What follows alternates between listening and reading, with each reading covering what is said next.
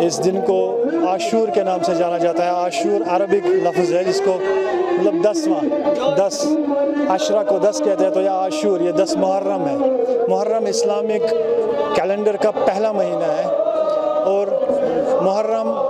یہ جو آج کا دن ہے، اس کے حوالے سے میں یہ کہنا چاہوں گا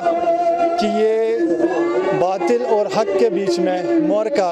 1400 سال پہلے جو کربلا کی زمین پہ ہوا تھا امام حسین علیہ السلام کے درمیان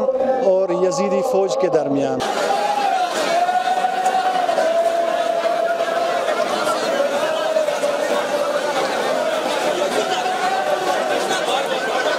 محرم،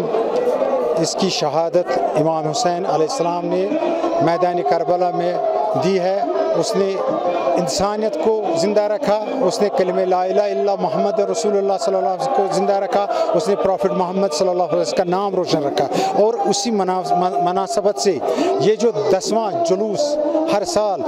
ویلی میں نکلتا ہے وہ اسی کی یاد میں نکلتا ہے۔ اور جو بھی لوگ آج کے دن سے عالم اسلام کے لوگ جب یہ سنتے ہیں کہ عزاداری آج ہو رہے ہیں تو وہ اور کو آٹومیٹکلی یہ کوشچن آتا ہے کہ آج کیا ہے۔ اس لیے عزاداری ضروری ہے، عزاداری سے ہی میسیج ملتا ہے لوگوں کو کہ آج عاشورہ ہے، آج امام حسین کی شہادت ہوئی ہے، اور یہ جو واقعہ کربلا ہے یہ کربلا میں پیش آیا، اور آج بھی سارے مسلمان اس کو یاد کرتے ہیں۔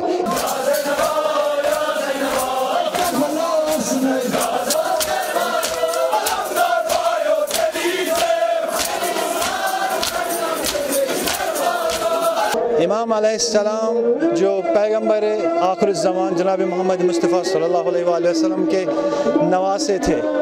جناب فاطمہ الزہرا ان کی بیٹی تھی، اور امام حسین علیہ السلام ان کے نواسے تھے۔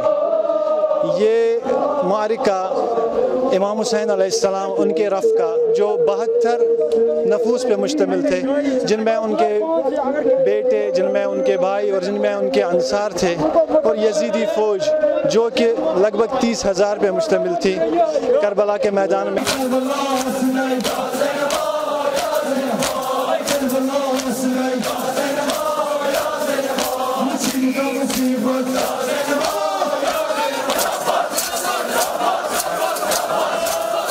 اگر آپ کسی بھی ظالم حکومت